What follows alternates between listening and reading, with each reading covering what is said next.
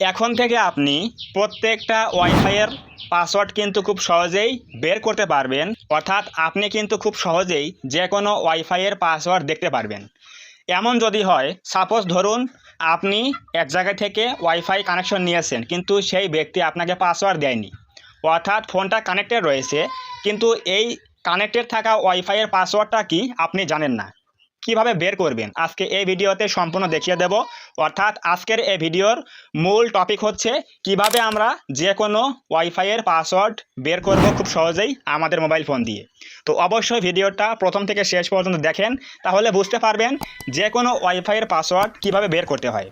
তো এর জন্য আমরা এখন যাব সেটিংসে, ফোনের সেটিংসে যাওয়ার পরে যাব হচ্ছে কোথায়, ওয়াইফাইয়ে, অথবা আপনার ফোনে থাকতে পারে কানেকশন অথবা ওয়াইফাই। আমি এখানে ওয়াইফাই ক্লিক করে দিচ্ছি।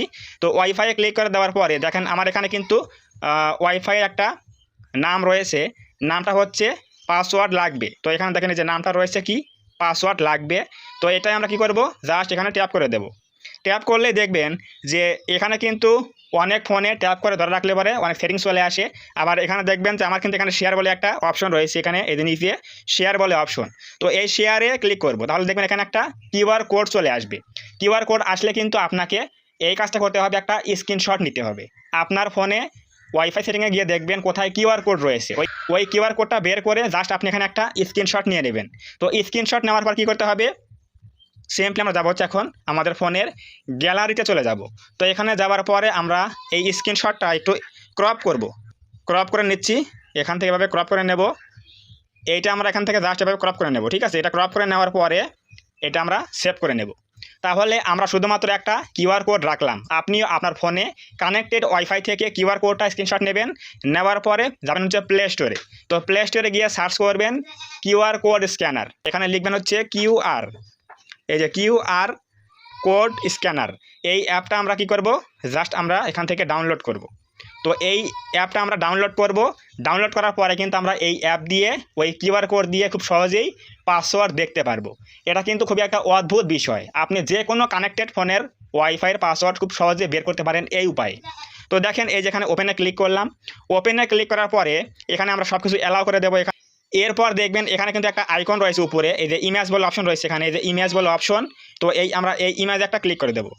ইমেজে ক্লিক করে চলে আসবে কি গ্যালারি, এখানে চলে আসবে। এটা আমরা গ্যালারি দিয়ে জাস্ট ওয়ান্স দিয়ে দেবো। দেওয়ার পরে এখান থেকে আমরা সেই কাঙ্ক্ষিত কিউআর কোডটা এখানে সিলেকশন করব। এরপরে দেখবেন এখানে কিন্তু সব চলে আসবে।